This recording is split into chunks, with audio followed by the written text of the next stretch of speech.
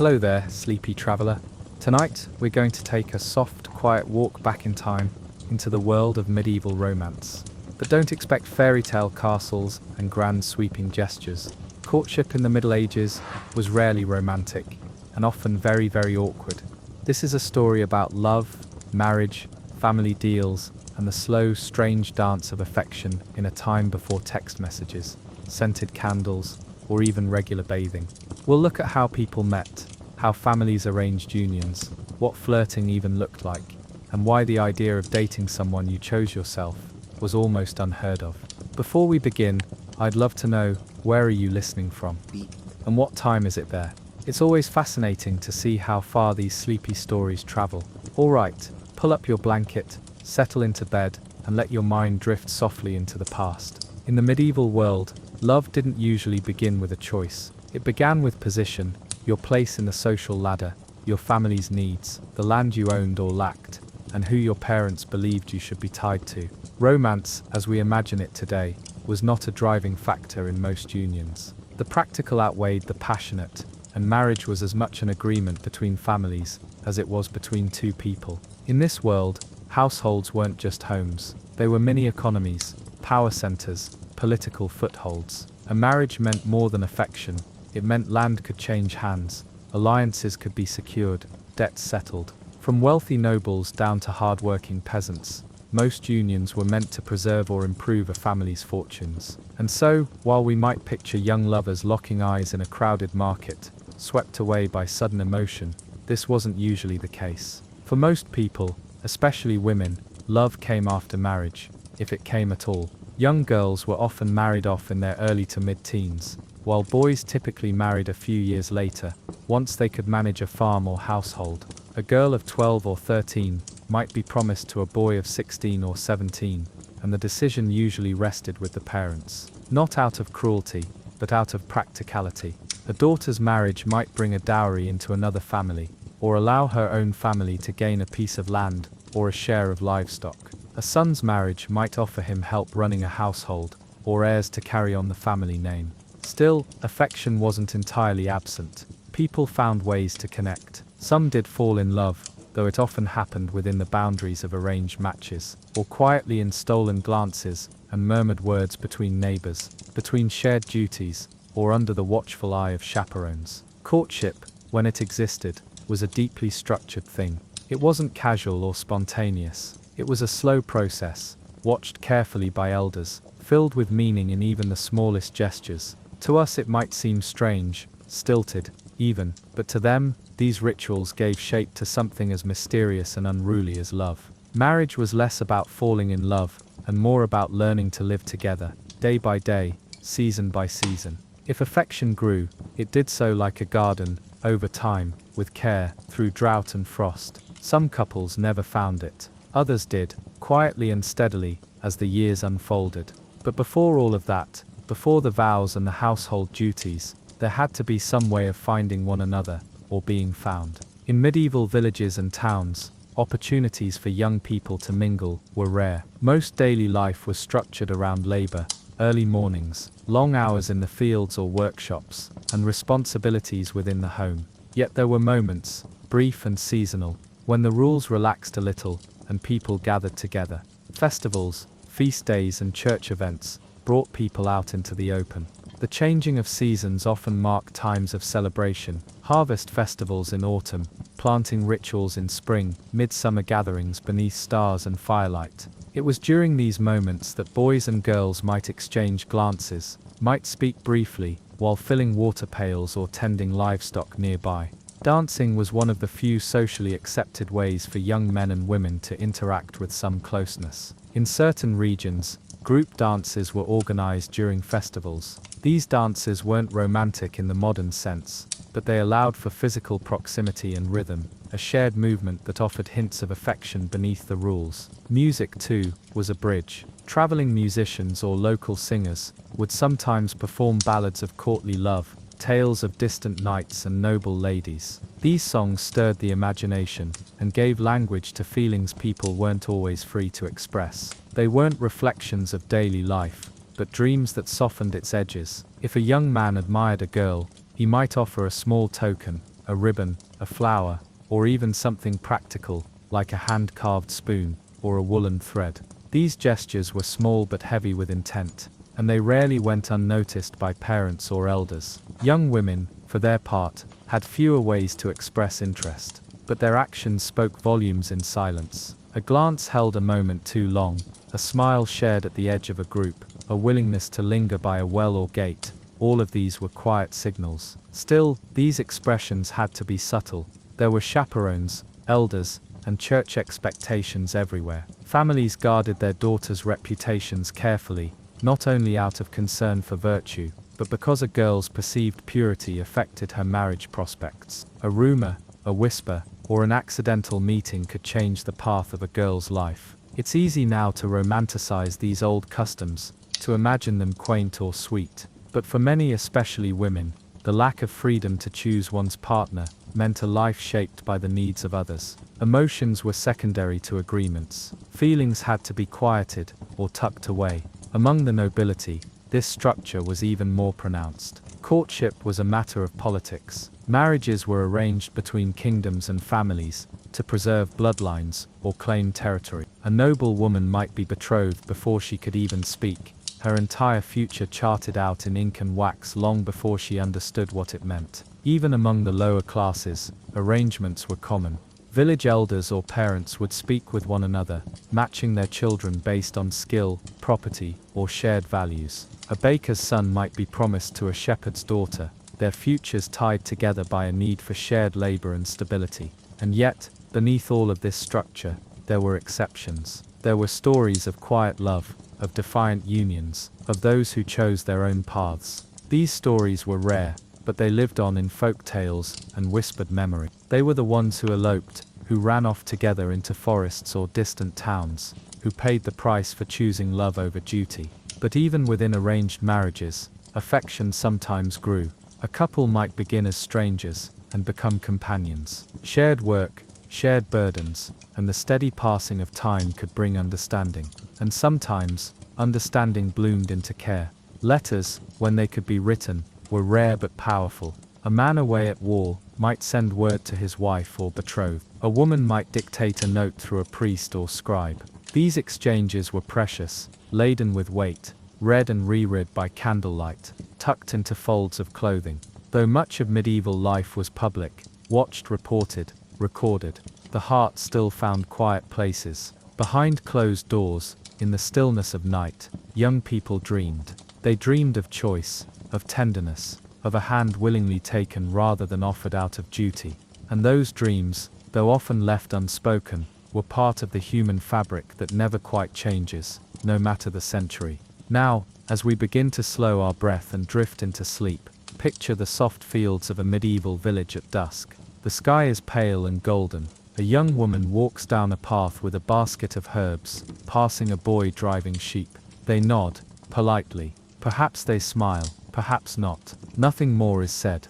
But tomorrow is a holy day, and there will be music in the square. It's there, under the watchful eyes of neighbors, and the sound of flutes, that they might speak again.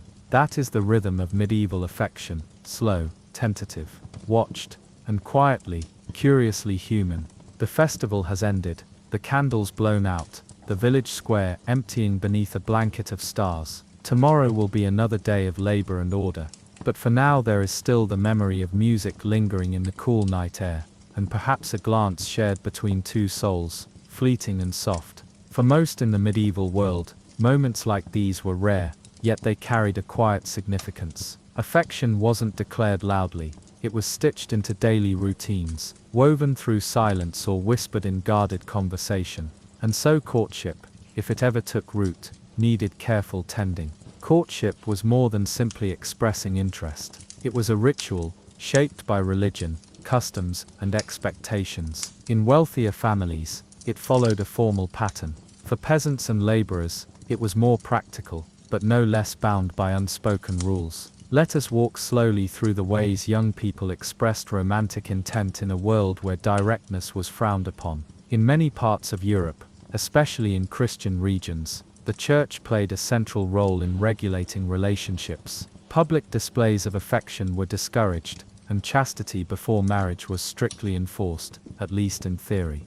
The parish priest was often the keeper of local moral behavior, and part of his duty involved ensuring that couples didn't stray beyond what was deemed appropriate. Yet love finds its way around rules, and so young men and women became adept at subtlety. A favorite method of medieval flirting was the exchange of tokens. A girl might embroider a small piece of cloth with her initials, or a meaningful design, and offer it to a suitor. A young man might present a ring, a ribbon, or even a handmade object, simple but deeply personal. These weren't mere gifts, they were laden with meaning. Some symbols were drawn from nature. A sprig of rosemary meant remembrance. Violet stood for modesty. Even colors held messages. Red for love, white for purity, green for hope. These gestures, though modest, formed a kind of emotional language, a soft secret conversation between two people learning each other slowly. Then there were songs. Music held an important place in medieval courtship, especially among the nobility, and in towns where troubadours traveled from place to place. The courtly love tradition, though more poetic than practical, shaped how people thought about affection. Courtly love wasn't about marriage. In fact, it was often framed around unattainable longing. A knight admired a noble woman from afar, pledging loyalty, writing poems, enduring suffering in her name. While this may seem overly dramatic now, these ideals filtered into daily thinking, especially in noble courts. A man might seek to prove his worth through patience, service, and restraint, emotions that had no clear outlet, but long walks and wistful stares. Among commoners, courtship was more grounded. A young man might ask a girl's parents if he could visit her home. This wasn't a private date, it was a public, structured interaction, often with family members nearby. The idea of calling on someone was real and respected. The suitor would often bring a small gift, bread, fruit, or a crafted item, and talk with the family more than the girl herself. Even walking together, if permitted, was closely watched. Couples might stroll after church or during fairs, but never far from the eyes of others. It was a courtship of proximity rather than privacy. Love grew in brief, repeated exposures, moments of eye contact, shared laughter at a public gathering, or kneeling beside one another in the village chapel. In some regions, especially in Northern Europe, traditions like bundling were practiced. This custom allowed a courting couple to spend time together, sometimes even in the same bed, but fully clothed and often with a board or barrier between them. It sounds unusual now, but it was seen as a way to build emotional intimacy, while maintaining modesty. Of course, like many customs, it was open to interpretation and quiet bending of rules. But even with these rituals, many relationships were never truly about choice. Marriages were still negotiated, and emotional connection was a luxury, not a requirement. When two families began discussing a match, the process could take weeks or even months. Dowries were central to these conversations. A bride's family was expected to provide goods, money, livestock, clothing, or even land, as part of the marriage agreement. This wasn't a payment for the bride, but rather a contribution to the new household, ensuring the couple had something to start with. In return, the groom or his family might offer a bride price, less common in some regions, but still practiced in others. This exchange was about securing stability, not romantic gestures. Families wanted assurances that their daughter would be safe, that their son would be provided for, that children would come, and that land would not be lost to outsiders. The church required mutual consent for a marriage to be valid. This means, in theory, both parties had to agree.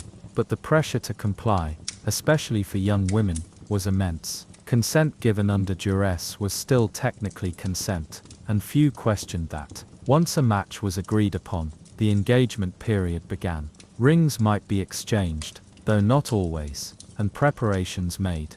In some towns, a public notice was posted for 3 consecutive Sundays in church, a banns of marriage. This allowed any objections to be voiced. It was meant to prevent unions between close relatives or marriages made under false pretenses. But most objections never came. The process was slow, predictable, and communal. Everyone knew everyone else's business. A marriage was not just about the couple, it was about families, neighbors, and the rhythm of village life. As the wedding day approached, rituals began. A girl might gather with her female relatives to prepare her bridal garments. A young man might celebrate with friends, though these celebrations were modest compared to modern bachelor parties. The wedding itself could be held in a church, or just outside of it, depending on local custom and availability. The vows were spoken in the presence of witnesses. The church required this, and a priest's presence made it official. Rings were sometimes used, though not always. A hand-fasting ceremony might occur, where the couple's hands were bound together with ribbon or cloth, symbolizing unity. Feasts followed. These were communal events, often involving the entire village. Food, drink, and music brought people together, but the bride and groom were often overwhelmed. Their new life had begun, and with it came the weight of shared responsibility. And then, there was the wedding night. This moment, so mythologized in stories, was in truth often awkward and quiet. Two young people, perhaps strangers just weeks before, now found themselves alone. For women, the pressure was immense. Virginity was expected, and proof of it, however misunderstood, was often demanded.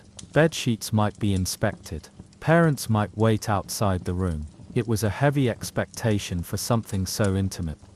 For men, too, there was nervousness. Little education was offered in these matters. And beyond the physical, there was the emotional leap, shifting from ritual to reality, from promises to presence. Yet over time, many couples adjusted. They grew into the space of marriage. They learned one another's patterns, moods, fears, and hopes. While not all found love, many found a rhythm, shared chores, shared children, shared days that turned into years. Some marriages were gentle, even tender.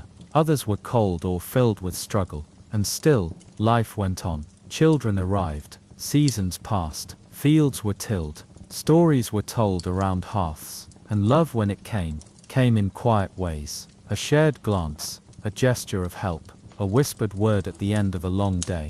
As we settle further into this sleepy rhythm, imagine the life of a young married couple in a small village. The air is cool, the sun setting behind thatched roofs. A wife kneels beside a pot, stirring. A husband mends a fence post outside. They don't speak much, but they know each other's rhythms. There is peace in the quiet. This is not the stuff of legends or ballads. It is the simple, steady beat of medieval life. And within it, affection sometimes bloomed. Not quickly, not loudly, but softly, like moss on old stone. As the seasons changed in the medieval world, so too did the opportunities and obstacles for those navigating courtship.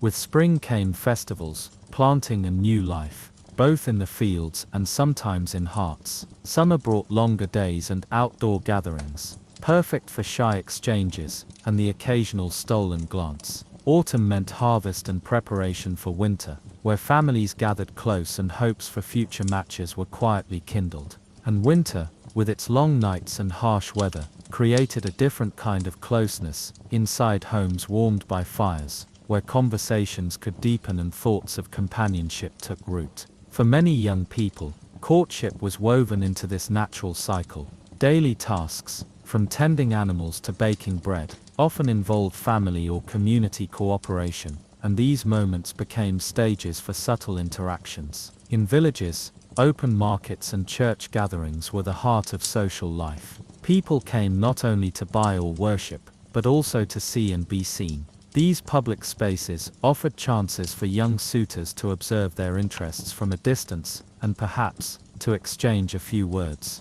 Yet these exchanges were always cautious, measured by social expectations and propriety. One of the ways people communicated interest without words was through work. A young man might help a family with chores, fix a broken tool, or offer to carry firewood.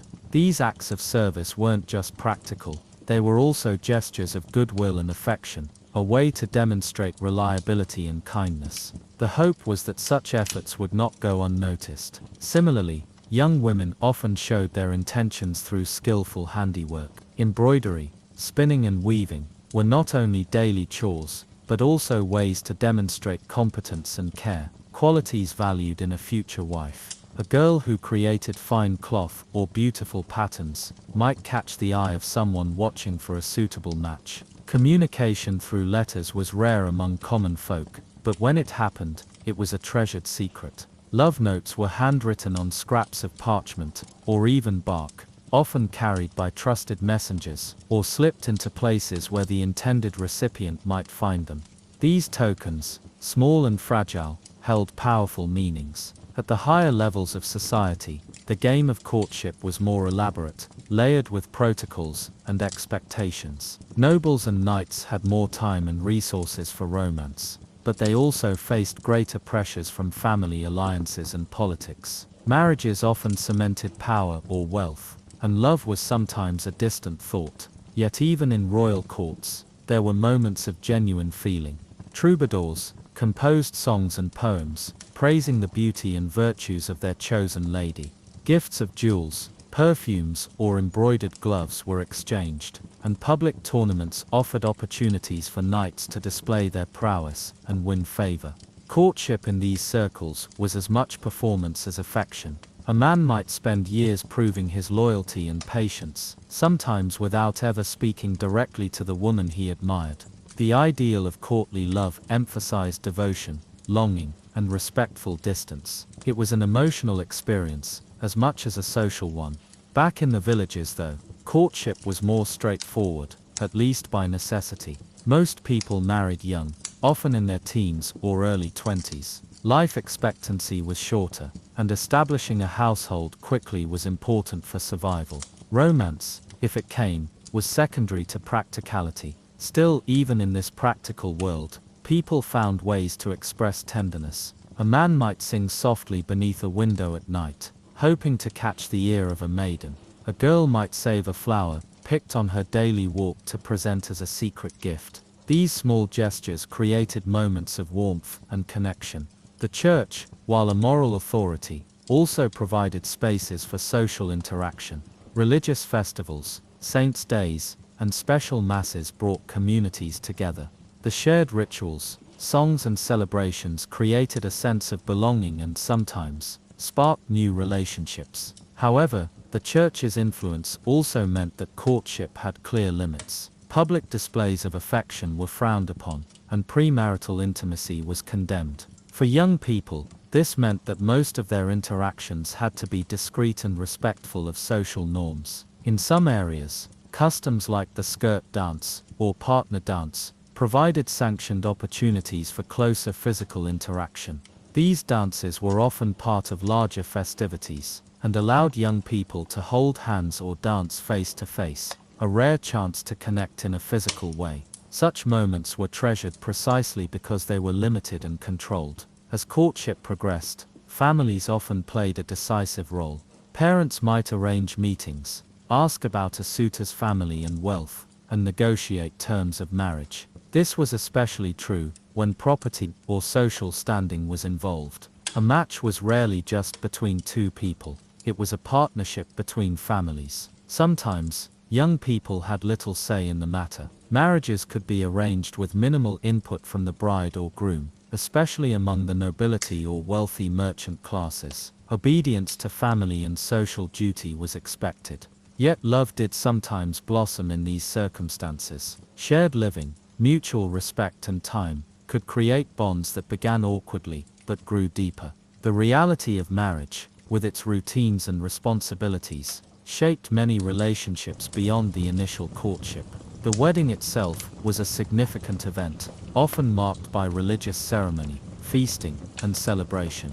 For some it was the highlight of their lives, for others a beginning of a new chapter filled with work and compromise. And after the vows, life settled into a rhythm of daily tasks and community interaction. Courtship gave way to companionship and the building of a household. Imagine a young couple living in a modest timber-framed home. Their days start with the crowing of roosters and end with the quiet crackling of the hearth fire.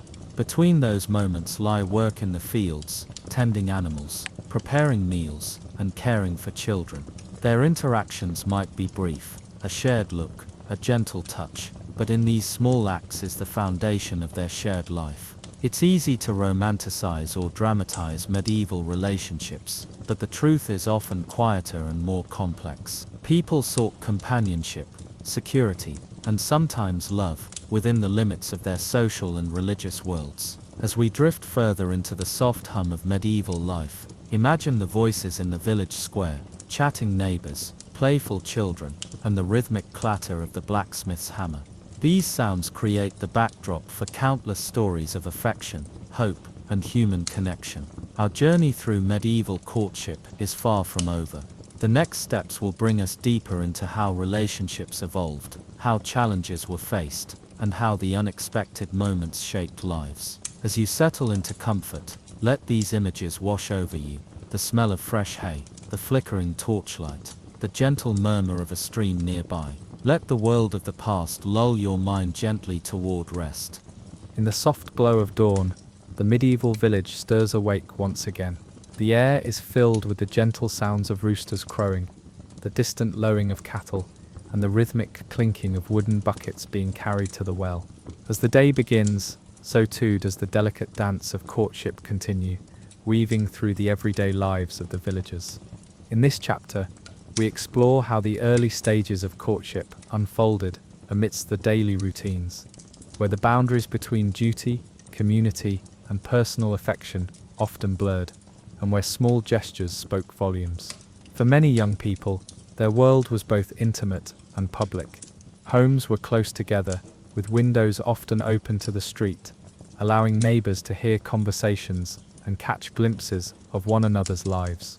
Privacy, as we think of it today, was rare, and social reputation carried immense weight. Every action, no matter how slight, was observed and interpreted by family and friends alike. This social fabric made courtship a careful balancing act. Expressing interest required tact and subtlety, lest one risk gossip or reprimand. At the same time, the desire to connect was natural and strong, a human impulse that found ways to shine through the structured world of medieval village life. One common way courtship found expression was through shared work. In agrarian communities, labor was not only essential for survival, but also an opportunity for social interaction. Fields, barns, and kitchens were spaces where young men and women could meet under the watchful eyes of elders, but still enjoy moments of companionship. A young man might volunteer to help a family harvest crops or repair a roof, knowing that his presence would be appreciated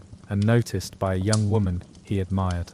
The rhythm of work allowed for quiet conversation, shared laughter, and glances exchanged while performing necessary tasks. This was courtship through action, demonstrating strength, reliability, and goodwill. Similarly, young women showcased their talents and virtues through domestic skills. Spinning wool, weaving cloth, baking bread, and sewing were daily activities that carried social significance. A girl's proficiency in these tasks was often seen as a measure of her readiness for marriage and homemaking. Sometimes, a suitor might receive a carefully embroidered handkerchief or a small woven gift, a tangible sign of affection and skill. Songs and storytelling were another gentle thread woven into the fabric of courtship. In the evenings, when work was done and families gathered around the hearth, tales of heroes and lovers were shared.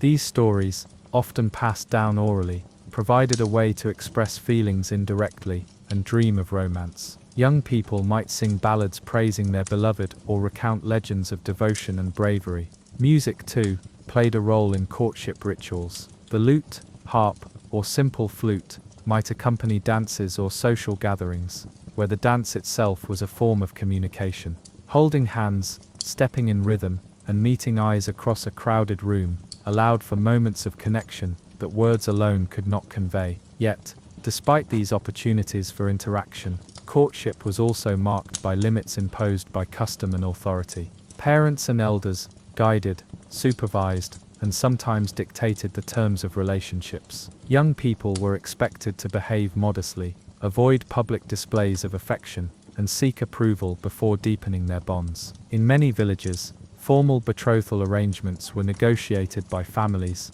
often long before the couple met in person. These arrangements considered social status, economic advantage, and alliances between households. While love could grow in these unions, the initial stages were often practical rather than passionate. Despite these constraints, there was room for genuine affection. Letters, though rare among common folk, occasionally served as private messages expressing feelings and hopes. These handwritten notes were treasured and hidden carefully, a silent language between two hearts. Another form of expression came through gift-giving. Simple tokens, a flower picked from the garden, a freshly baked loaf of bread, or a carved wooden charm, carried meaning beyond their humble nature. Receiving such a gift was a moment of quiet joy and recognition. In some regions, community events such as fairs, festivals, and religious celebrations provided opportunities for courtship to flourish more openly. These gatherings brought together people from surrounding villages, allowing for wider social networks and new encounters. Dances, games, and contests created lively spaces where young people could meet and mingle under the watchful but lenient eye of the community. Religious life also shaped courtship in profound ways. Church attendance was central to medieval communities, and church festivals marked important times for socializing. Rituals and prayers emphasized virtue, chastity, and commitment, setting moral frameworks within which relationships developed. The role of faith in courtship was both guiding and restrictive. Young people learned about love through the lens of religious teachings, which emphasized respect, patience, and marriage as a sacred bond. This spiritual context influenced how affection was expressed and understood. Marriage itself was not simply a personal decision, but a social contract with religious and legal implications. Ceremonies were solemn events, often accompanied by community celebration, feasting, and ritual. The vows taken before God underscored the seriousness of the commitment. Within this world, awkwardness and uncertainty were common companions. The stakes of courtship were high, involving not just feelings but family honor and social standing. Young people navigated a labyrinth of expectations, balancing hope and caution. Imagine a young woman, cheeks flushed with the nervous excitement of a festival dance, stealing a glance at her intended across the crowded room. He offers a shy smile, and for a moment, the weight of the world falls away. Such moments, fleeting but profound, were treasured. At the same time, the reality of medieval life often intruded. Hardship, illness, and the demands of survival shaped daily experiences. Love and courtship unfolded within these challenges, tempered by resilience and hope. As we drift gently through this landscape of past lives, consider the many untold stories of shy glances, secret smiles, and silent prayers that filled the medieval world. Each was a thread in the vast tapestry of human connection. Our journey continues, moving forward into the complexities of later courtship stages, how relationships deepened, how families became involved, and how love found its place amid duty and tradition. As you settle into your own quiet space tonight, may these stories ease your mind and invite peaceful rest. The rhythm of the past, like a soft lullaby, whispers through time, carrying with it the gentle pulse of hearts longing to connect. As evening shadows lengthen and the day grows quieter, the medieval village prepares for another chapter in the timeless story of courtship. The first tender glances and shy smiles have opened a door, and now the journey takes us deeper into the ways young couples navigated the delicate path toward deeper affection and commitment, all while living under the watchful eyes of family, faith, and community. Courtship in the Middle Ages was far from a private affair. The walls of cottages were thin, and the bonds between neighbors were close. This meant that the growing interest between a young man and woman was rarely a secret for long. Word traveled quickly, carried by curious relatives, nosy neighbors, or keen-eyed friends. Because of this, discretion was often the order of the day, and subtlety became an art form. For many, courtship was a careful dance of signals and signs. A glance held just a moment too long, a whispered greeting in the marketplace, or the careful folding of a letter, all spoke volumes without a word spoken aloud. These moments could kindle hope, or spark confusion, and the participants learned to read these signs with gentle patience. Families played a central role in shaping the course of any relationship.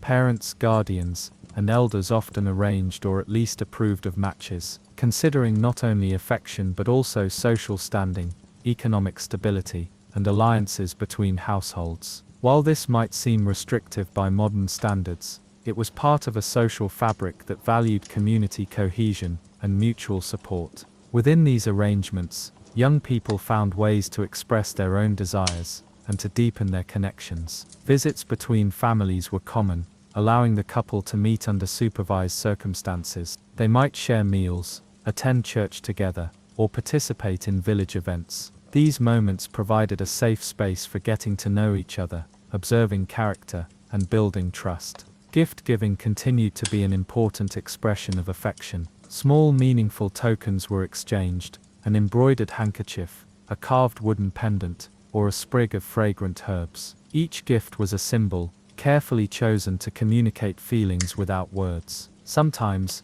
gifts were accompanied by poems or songs, further enriching the language of courtship. In some regions, the tradition of calling became a formal part of courtship. This involved the young man visiting the woman's home, often in the early evening, to spend time in her company under the watchful eye of her family. These visits were a balance of civility and anticipation, offering moments of closeness while maintaining proper decorum.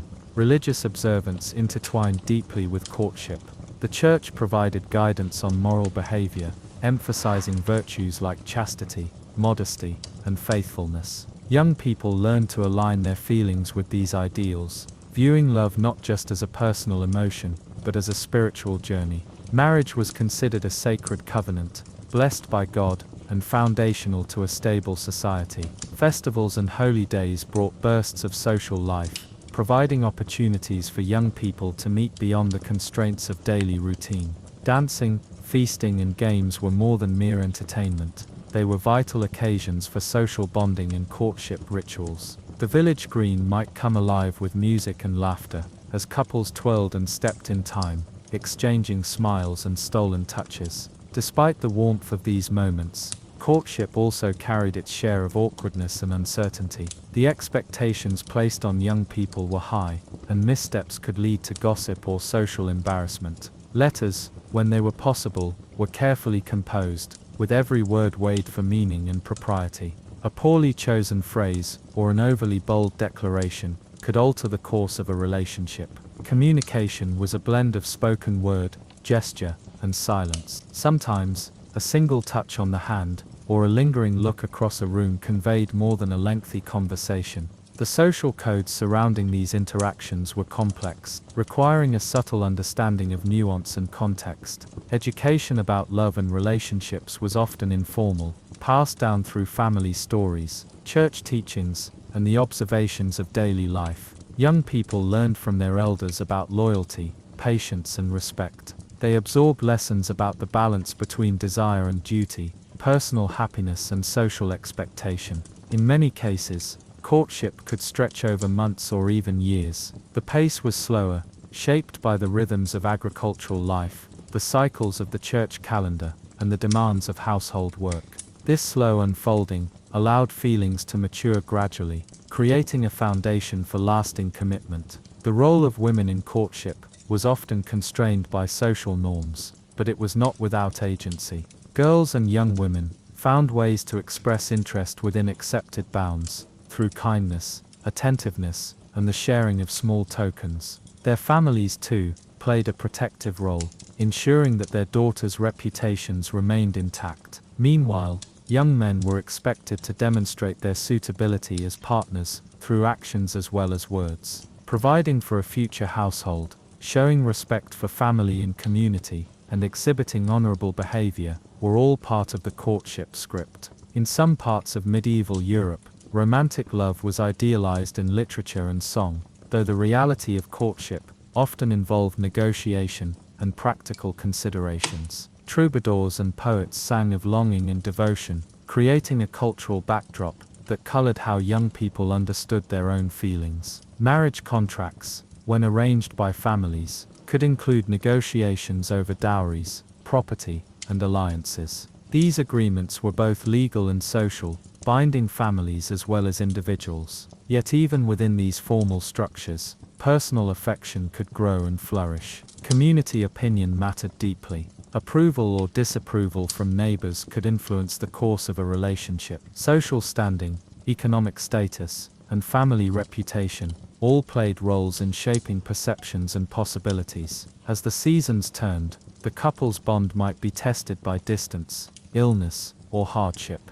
Letters and messengers kept communication alive when physical meetings were impossible. Faith and hope provided comfort and strength during uncertain times. Ultimately, the courtship journey was one of hope, patience, and quiet courage. Young people navigated a world of rules and expectations, finding moments of joy and connection amid the everyday challenges of medieval life. As you listen, imagine the gentle rustle of leaves in a village orchard, the soft murmur of voices in a candlelit room, and the hopeful heartbeats of those who lived centuries ago, learning the delicate art of love. The tender beginnings of courtship naturally lead us to the deeper stages, where affection blossoms into commitment, and the bonds between families grow stronger. In the quiet rhythm of medieval life, this progression was marked by rituals, expectations, and moments of genuine connection that shaped the futures of many. One of the most significant markers along this journey was the formal betrothal. Unlike the casual dating many know today, a betrothal in medieval times was a serious pledge, almost a promise of marriage, binding two people and their families in mutual agreement. This promise was often sealed with an exchange of rings or other tokens, symbolizing the couple's intention to unite their lives. The betrothal was a public affair, witnessed by family members, and sometimes by the wider community, underscoring its social importance. The period between betrothal and marriage varied, sometimes lasting months or even years. This waiting time was a mix of anticipation and preparation. It allowed the couple to strengthen their bond, while families arranged the practical details of the upcoming union. Dowries were negotiated, homes prepared, and alliances cemented. During this time, the couple's relationship was still closely supervised, with visits and meetings carefully arranged to ensure propriety. Although the betrothal was a serious commitment, it was not irrevocable. Breaking a betrothal could lead to scandal or legal consequences, but it did happen, especially if unforeseen circumstances arose. Illness, financial hardship, or shifts in family alliances could all affect the course of the relationship. Yet, in many cases, the promise held firm, a foundation for a future built together. The role of the church became increasingly prominent during this stage. Clergy often oversaw betrothal ceremonies and provided guidance on moral conduct. The church emphasized the sanctity of marriage as a sacred bond ordained by God, and this religious dimension shaped how couples and families approached the commitment. As the couple moved closer to marriage, social rituals provided opportunities to celebrate and reinforce their connection. Engagement feasts or small gatherings brought friends and relatives together in joy and support. These events were marked by music, food and dancing, moments of warmth amid the often demanding routines of medieval life. During this time, the couple continued to express their feelings through gestures and gifts. Love tokens became more elaborate or meaningful, reflecting growing intimacy and affection. Poems might be exchanged, or songs composed to honor the beloved. These expressions, though modest by modern standards, were powerful symbols of emotional connection. The practical aspects of courtship during this period were not to be overlooked. Young men might demonstrate their readiness for marriage by improving their homes or preparing land for farming. Women, too, contributed by honing skills in household management, weaving, or cooking, preparing themselves to run a household and care for a family. The community watched closely as the couple progressed, offering support, advice, and sometimes gentle reminders of expectations. Reputation remained important, and both parties were careful to maintain decorum and honor. Gossip, as always, could be swift and unforgiving, so discretion and respect were prized. Religious festivals and village gatherings continued to offer opportunities for socializing and courtship.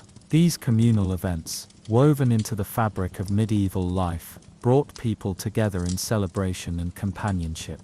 Dancing at the harvest festival, or sharing a meal during a saint's day, could deepen bonds and create lasting memories. For some couples, the anticipation of marriage was tinged with anxiety.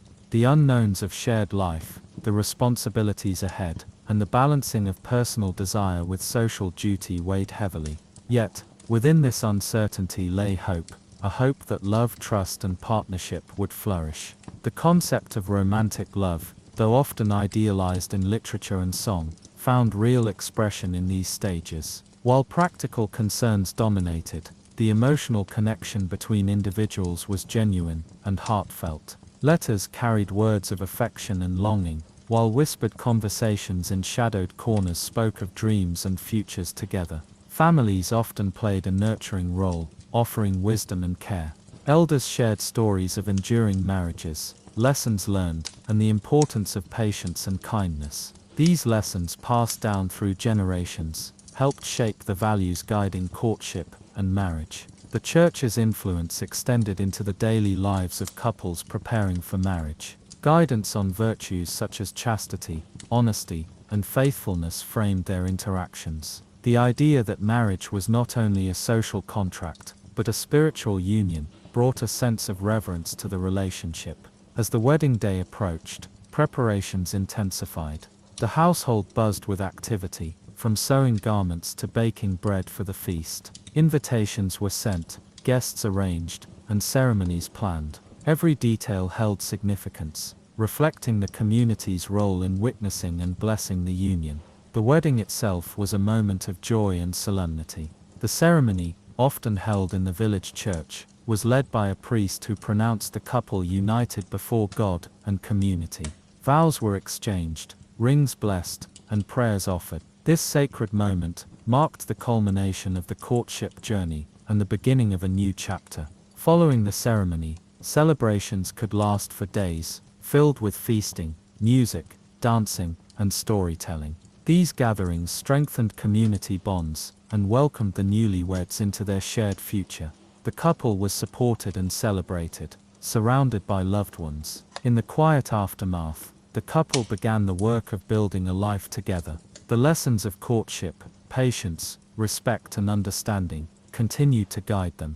Their shared journey was just beginning, shaped by the hopes and dreams nurtured in those earlier tender days. As you listen now, imagine the soft glow of candlelight illuminating a medieval hall, the gentle murmur of blessings and laughter, and the promise of a new life forged in love and faith. Let these images ease your mind and gently carry you closer to restful sleep. In medieval times, the journey from courtship to marriage was often shaped not only by love and affection, but also by the intricate web of family alliances, social expectations, and cultural customs that guided daily life. Understanding these customs helps us appreciate the complexity, and at times, the awkwardness, of forming romantic connections in an era so different from our own. One of the first things to recognize is that personal choice in marriage was often limited. Families arranged unions to secure political alliances, economic advantages,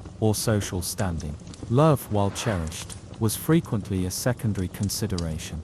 This reality created a delicate balance between individual desires and collective interests, a tension that many young people experienced quietly. The role of parents and guardians was pivotal. From a young age, children were prepared for their future roles, learning the behaviors and skills expected of them. Girls were taught household management, sewing, and manners, while boys were trained in trades, land management, or chivalric pursuits. The goal was to mold individuals who could contribute to their family's prosperity and reputation.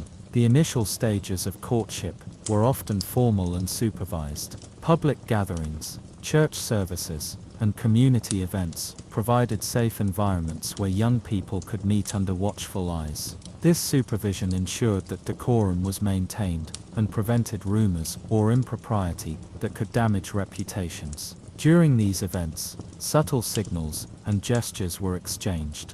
A lingering glance, a carefully crafted compliment, or the offering of a small token like a flower or piece of jewelry carried deep meaning.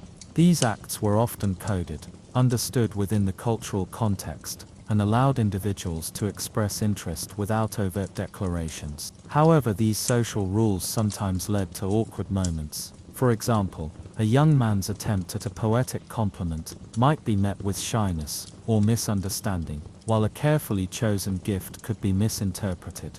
The pressure to balance sincerity with propriety made courtship a delicate dance. In addition to family influence and social conventions, religious teachings deeply shaped medieval attitudes toward love and relationships. The Church emphasized chastity before marriage and fidelity afterward, framing romantic interactions within a moral context. This influence often heightened the tension between natural feelings and societal expectations. Stories and literature from the period reveal how love was both celebrated and constrained. Courtly love, a popular theme in medieval poetry, idealized devotion and admiration, often from afar or in secret. While this romantic ideal captured imaginations, it also underscored the challenges of expressing affection openly within the boundaries set by society.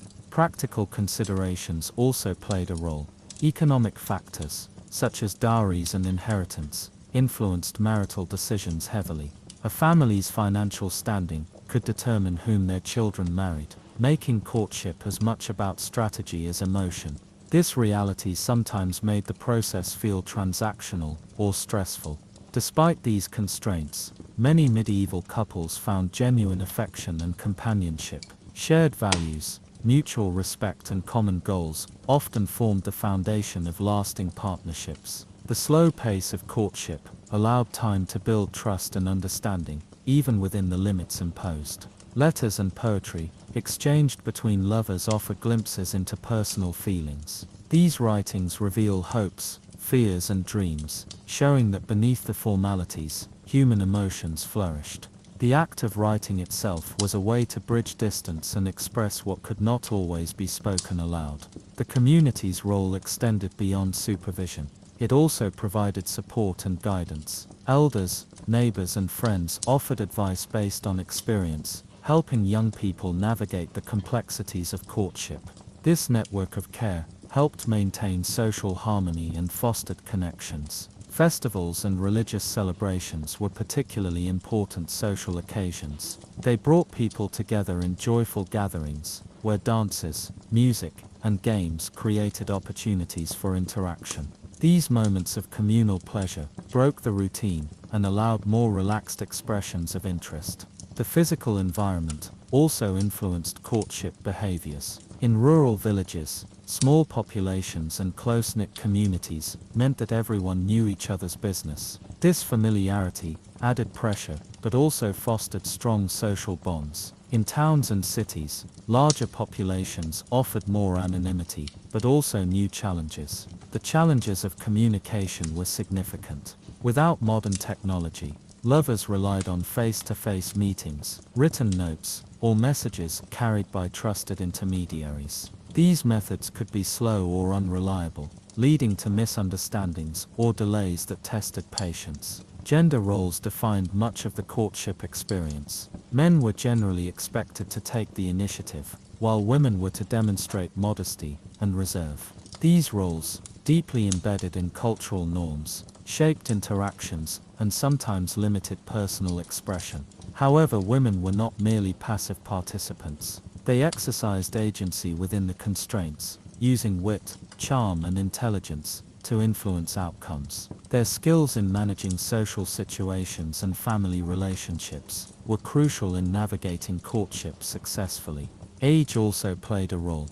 Marriages often occurred earlier than today, with many young people wed by their late teens or early 20s. This earlier transition to adulthood meant that courtship and marriage were closely tied to the rhythms of daily life and family needs. Legal and religious ceremonies formalized relationships. Beyond the betrothal and wedding, various rites and blessings marked the stages of courtship, embedding the process within the spiritual life of the community. These ceremonies reinforced social order and the seriousness of the commitments made. Despite all these structures, unexpected moments of humor, tenderness, and awkwardness punctuated courtship. From clumsy conversations to misplaced gifts, the human element made the process relatable across centuries. As you settle deeper into relaxation, imagine yourself in a quiet village square, the soft glow of lanterns casting gentle light on cobblestone streets. You hear the distant sound of laughter and music, the murmur of conversations, and the shy exchanges of young hearts navigating the dance of courtship. Let this tranquil scene lull your mind toward peaceful rest. In medieval times, once the initial stages of courtship had taken place, those shy glances, cautious conversations, and subtle exchanges, the journey toward marriage entered a more formal and intricate phase. This period involved rituals, negotiations, and social gatherings that both celebrated and constrained the young couple, weaving their personal story into the fabric of their community. One of the key moments in this phase was the betrothal, a formal promise of marriage that held significant weight socially and legally. Unlike the casual dating or engagement processes familiar to us today, medieval betrothals were often binding contracts between families, carefully arranged to secure alliances or financial advantages. Breaking a betrothal could lead to serious consequences, including legal disputes or damage to family honor. The betrothal ceremony itself was typically marked by a simple but meaningful ritual. The couple might exchange rings or tokens, symbolizing their commitment. This act was not just personal but public, witnessed by family members and sometimes by the wider community. Such witnesses ensured that the promise was taken seriously and reinforced the social bonds involved. Negotiations surrounding the betrothal often involved discussions about dowries and bride prices, vital elements of medieval marriage customs. The dowry, property, money, or goods brought by the bride to the marriage, was a way to support the new household and maintain or enhance the family's social standing. These negotiations could be lengthy and delicate, requiring careful diplomacy to satisfy both families. These arrangements underscore how medieval marriages were often as much about economics and social strategy as they were about personal affection. This dual nature could create tension but also offered a structured framework within which young people could form partnerships. Once betrothed, the couple might have limited interaction before the wedding. Social conventions dictated modesty and restraint, particularly for women who were expected to guard their virtue closely. This meant that physical intimacy before marriage was generally forbidden and could lead to scandal or punishment if breached. Despite these restrictions, emotional bonds could deepen during this time through letters, gifts, and secret meetings when possible. Written correspondence was a cherished way for lovers to express feelings and maintain connection, often employing poetic language and symbolic imagery. Gifts exchanged during courtship carried layers of meaning. A handkerchief embroidered with a lover's initials, a sprig of rosemary symbolizing remembrance, or a lock of hair could convey affection and commitment discreetly. These tokens helped bridge the distance and form a private dialogue within public constraints. Social gatherings continued to play a vital role. Festivals, fairs, and church events provided opportunities for the betrothed couple to appear together, and for their families to solidify social bonds. These occasions were lively with music, dance, and feasting, offering moments of joy amid the seriousness of their commitments. The role of chaperones and family supervision remained important. Even after betrothal, young couples were rarely left alone, ensuring that propriety was maintained. This oversight could sometimes lead to frustration or awkward moments but was seen as essential for preserving honor. The church's influence permeated every stage of courtship and marriage preparation. Priests and clergy not only performed ceremonies but also provided guidance on moral conduct and the spiritual significance of marriage. Religious teachings framed marriage as a sacred covenant, emphasizing its lifelong nature and the importance of fidelity. Ceremonies leading up to the wedding, such as blessings or prayers, helped reinforce the community's role in supporting the union. These rituals underscored that marriage was not merely a personal matter, but a social and spiritual contract. Education and preparation for married life were often part of this phase. Young people learned about their roles as spouses, parents, and household managers through family instruction and observation. This education was practical and moral, emphasizing duties and responsibilities. The actual wedding day was a major event, combining solemn religious rites with festive celebration. The ceremony often took place in a church, where vows were exchanged before God and witnesses. Following the service, feasts, dancing, and merriment marked the beginning of the new union. Marriage in the medieval world was deeply embedded in the rhythms of community life. It connected individuals, families, and villages in a web of relationships that shaped daily existence. This social integration made courtship and marriage profoundly communal experiences. Yet, even within this structured framework, the human heart brought unpredictability. Feelings of nervousness, excitement, and hope mingled with the weight of obligation. The young couple's story was one of navigating both personal desires and societal expectations. As you settle into this calm reflection on medieval courtship, imagine the quiet flicker of candlelight illuminating a chamber where a young couple prepares for their wedding night. The sounds of distant revelry drift softly through stone walls, while inside a gentle hush envelops the room, inviting peace and rest. As the young couple step beyond the public celebrations and formal ceremonies, the reality of their shared life began to take shape. Marriage in the Middle Ages was not just a union of two people, it was the foundation of a household, a partnership intertwined with duties, routines, and expectations that shaped every waking moment. Life as a newlywed in the medieval period often meant stepping into a world of responsibility. The couple's home, whether a humble cottage or a grand manor, was the center of daily labor and social interaction. Managing a household required skills that were typically passed down through family members, skills like cooking, cleaning, weaving, tending livestock, and overseeing servants or laborers if they were of higher status. For many couples, especially those of the peasantry, marriage marked the beginning of a partnership centered around survival and productivity. Fields needed tending, food had to be prepared and preserved, and children would soon fill the home with the sounds of their growing lives. The partnership was both practical and emotional, though the latter was often complicated by the strict social codes of the time. One important aspect of married life was the balance between individual desires and societal roles. Women in particular were expected to manage domestic affairs with diligence and care. Their roles extended beyond mere chores.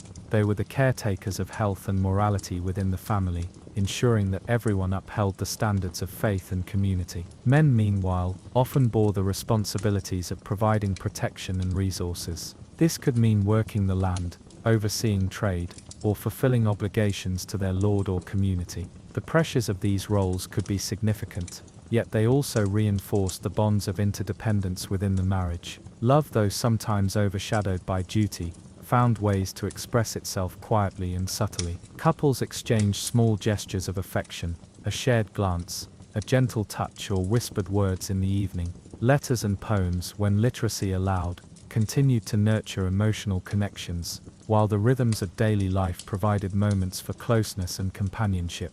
Childbearing was a central element of medieval marriage, viewed both as a blessing and a necessity. Producing heirs ensured the continuation of family lines and the transfer of property and status. Yet pregnancy and childbirth were fraught with danger, making the support of a spouse and community vital. The role of extended family and neighbors also shaped married life. In tightly knit villages, communal work and celebrations created a network of support and surveillance. Weddings, harvest festivals, and religious holidays punctuated the calendar, weaving individual lives into the collective fabric.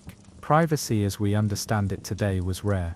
Walls were thin, rooms often shared, and daily routines public. This closeness fostered social cohesion, but also demanded discretion and self-control, especially in matters of intimacy and conduct. Religious observance remained central to married life. Daily prayers, attendance at Mass, and adherence to church teachings guided behavior and offered spiritual comfort. The church's influence extended into education, charity, and moral oversight, reinforcing a shared sense of purpose. Over time, the couple adapted to their roles, learning to navigate the challenges and joys of their shared existence. The awkwardness and uncertainty of courtship gradually gave way to familiarity and partnership, even if shaped by the strictures of the era. As you listen, imagine the quiet warmth of a hearth glowing softly as dusk falls outside. The day's labors end, and the couple sits together in the glow, the sounds of the village fading to a gentle hush. In this calm, ordinary moment, the extraordinary resilience of human connection shines through centuries. Life in medieval marriage was a delicate balance of tradition, expectation, and the quiet weaving of personal stories beneath the larger tapestry of society. After the wedding celebrations faded, and the honeymoon phase quietly passed, the reality of daily life set in. It was a life shaped by work, faith, family, and community, all interlinked in a way that defined existence for nearly everyone in that era. One of the most defining features of married life in the Middle Ages was the expectation of cooperation. Unlike the more individualistic relationships of today, medieval couples were part of a larger whole. Their marriage connected not only two people, but also families, villages, and social hierarchies. They were expected to work as a team, managing the household, supporting each other's roles, and fulfilling duties to their community and faith. The division of labor was clear, but often flexible. Typically, men undertook tasks outside the home, such as farming, trade, or crafts. They were the providers and protectors, managing land, animals, and business affairs. Women were primarily responsible for the household, cooking, cleaning, weaving, sewing, and caring for children. However, these roles were not rigid. In many cases, women participated in agricultural labor alongside men, or helped with family trades. The need to survive and thrive often required cooperation beyond simple gender roles. Within the household, women held a unique position of authority. As managers of the home, they oversaw servants, organized food supplies, and ensured the smooth running of daily life. This role was demanding and respected. For many women, mastery of domestic skills was a source of pride and identity, a way to contribute meaningfully to family welfare. Married couples also had to navigate their personal relationship amidst these practical concerns. The medieval world didn't encourage open displays of affection, and romantic love was often idealized in literature, rather than experienced freely. Yet, love and companionship did exist, sometimes flourishing in quiet, unspoken ways. One of the ways couples expressed affection was through shared rituals and daily habits. Mealtimes, for instance, were often communal and important social events.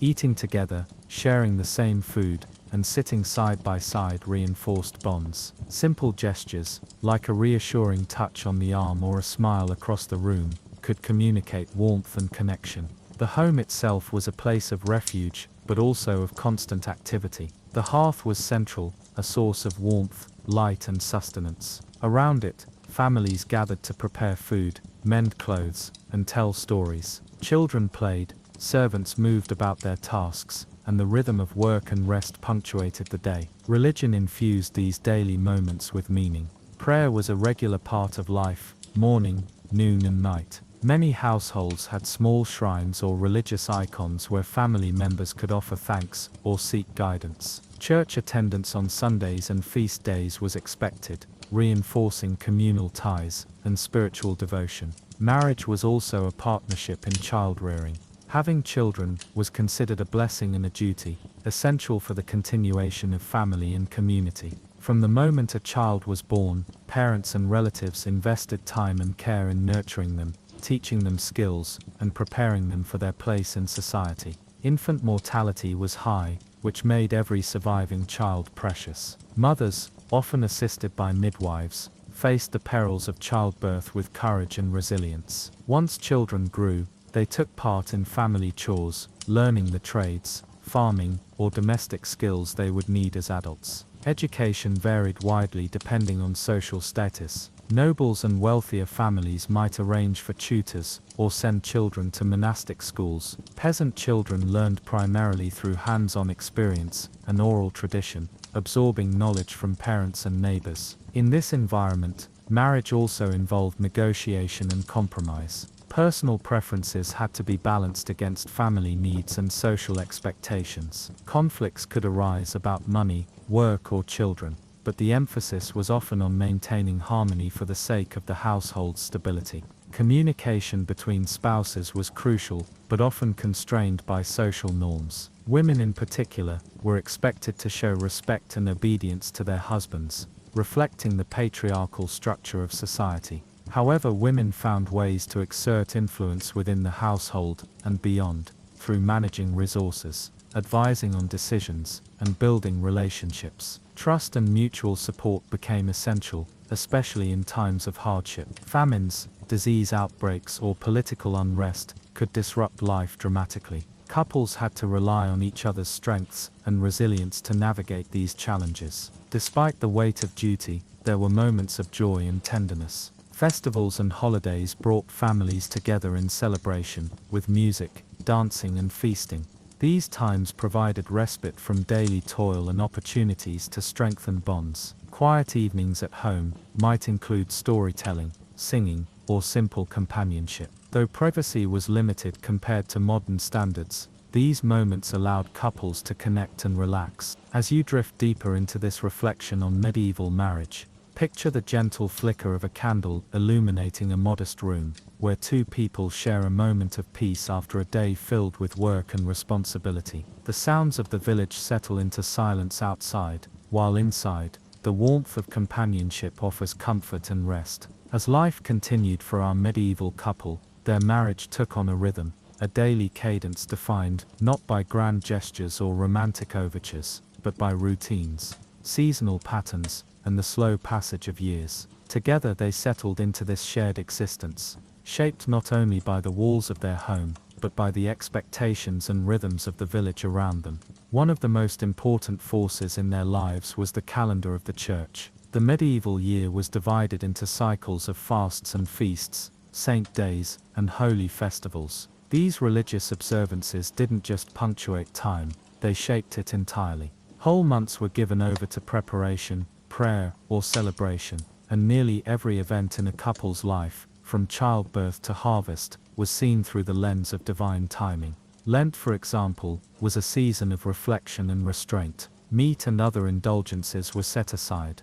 For married couples, it was also a time of spiritual distance, where even intimacy might be paused in devotion to higher purpose. Yet, once the fast was broken, Easter arrived with joy and renewed closeness. Feast days brought people together, family, neighbors, and even traveling merchants would crowd into market towns to celebrate. These gatherings offered a break from routine and a chance to socialize, share stories, or hear news from distant places. For married couples, these occasions might rekindle a sense of joy and togetherness, reminding them of the day they first exchanged vows beneath garlands and church bells. The seasons brought their own cycles. Spring meant new planting, lambing, and early mornings in dew-covered fields. Summer was the season of long labor, harvesting, preserving, managing the animals. Autumn brought more harvest and the turning of the leaves, and winter ushered in a slower pace, with quiet tasks done by firelight,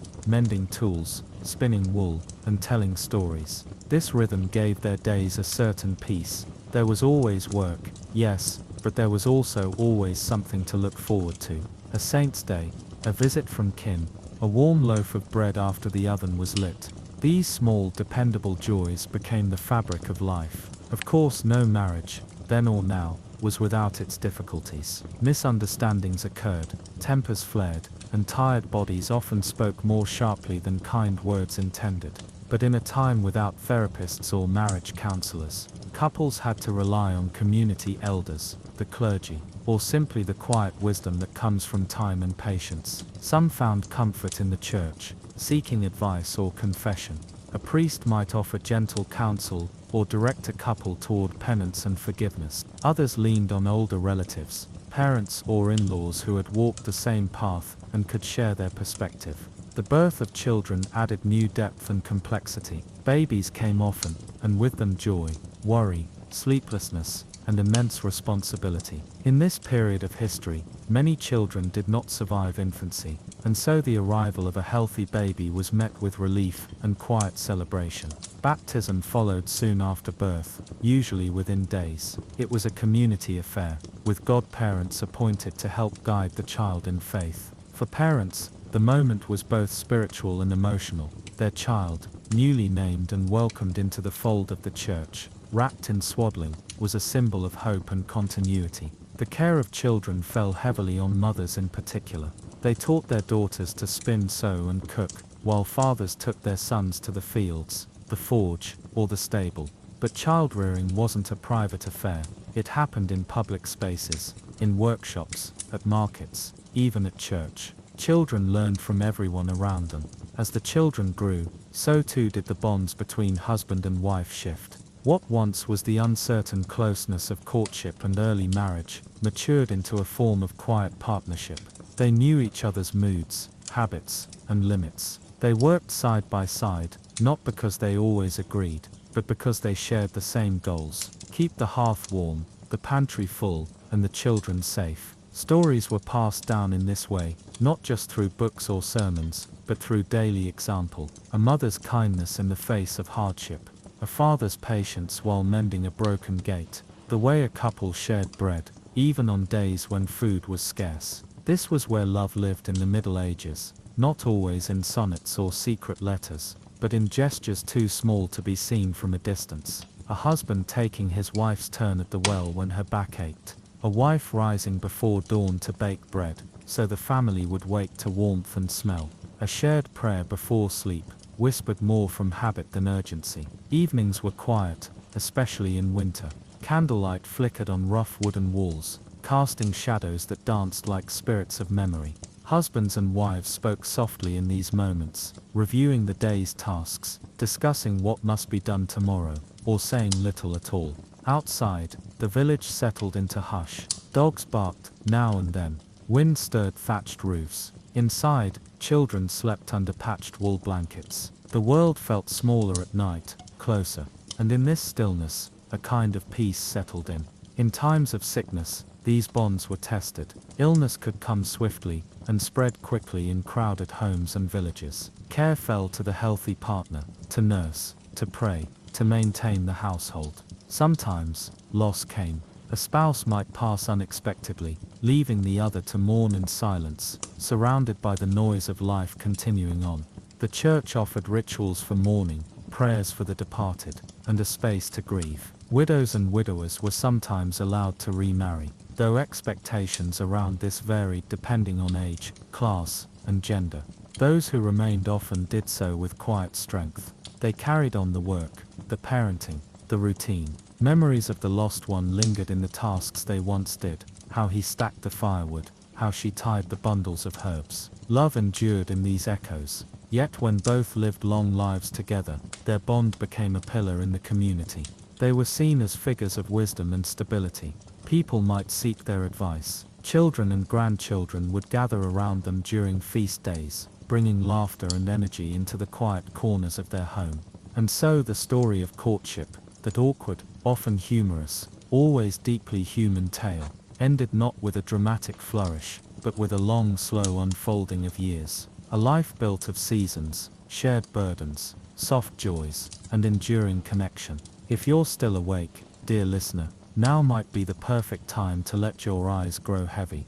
Imagine the hush of a stone cottage at twilight, the low murmur of a final prayer, the creak of the timber as the wind settles outside. The story rests here, for now quiet as a sleeping hearth. As our long quiet walk through the winding halls of medieval courtship comes to an end, let's take one last look back, not to analyze or judge, but simply to appreciate how very different, and yet deeply human, love and relationships have always been. In the Middle Ages, courtship wasn't driven by dating apps or dinner reservations. It was guided by land, legacy, family expectations, and the often unseen hand of the church. But beneath all that formality, behind every arranged marriage, or whispered betrothal, was something familiar, a desire for connection, for companionship, for belonging. People longed for warmth, for affection, and for partnership, even if they didn't have the words for it that we use today. A glance across a crowded feast hall, a shared smile while pulling weeds in hallways and noisy markets, into betrothal arrangements that were more about contracts than chemistry.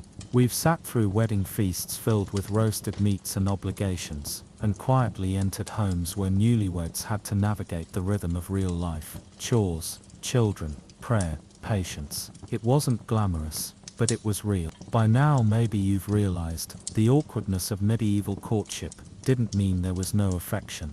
In fact, awkwardness is often just humanity showing through the cracks. And medieval life was full of those quiet, clumsy, beautiful cracks. People stumbled through relationships much like we do now. They made mistakes. They misunderstood each other. They had high hopes that didn't always match reality. But they also adapted. They grew. They found small joys in shared work, and meaning in simple everyday loyalty. We sometimes imagine the people of the past as being completely unlike us. Their lives seem distant, full of rules we don't understand, customs that feel foreign. But when we peel back the layers of time, we see familiar things, the desire to be seen, to be held, to build something with another person. Even in an era when personal choice was limited, and arranged marriages were common, People still hoped for a kind word, a gentle touch, or a shared smile at the end of the day. Love in all its humble forms found a way. As the years passed, couples built lives not on passion alone, but on partnership. The strongest bonds weren't forged in dramatic romance, but in the long, steady patience of two people working together, in tending gardens, in raising children, in enduring hardship, and celebrating small joys. They grew old together, sometimes silently, often surrounded by family and memory. Their homes were full of the sounds of work and prayer, but also laughter, quiet evenings, and familiar routines. And when one partner passed, whether after 5 years or 50, the other carried on, carrying the memory of their time together, like a candle lit from within, still doing the work, still keeping the hearth warm, still remembering. In their world, love was rarely loud, it was steady, it was humble, it was enduring. So if you're listening now, nestled under blankets, perhaps with soft lamplight glowing nearby, take a deep breath, and let it out slowly. Let the world of the past fall gently away, like dust from a centuries-old page. Know that the awkwardness you feel, the uncertainty in relationships, the longing for closeness, it has always been with us. And that's not something to be embarrassed by. It's something to feel soothed by. You are part of a long, slow story that has been unfolding for generations. Love has always been strange, quiet, complicated, and beautiful. And now, sleepy traveler, your journey is coming to its end. The fire has burned low in the hearth. The candles flicker in their final moments. Outside, the village has long gone still. Close your eyes. Let your thoughts drift away. The story has been told. The past can rest now, and so can you. Wherever you are in the world, whatever time it is where you listen, may this moment find you safe, warm, and ready for a peaceful night. Good night.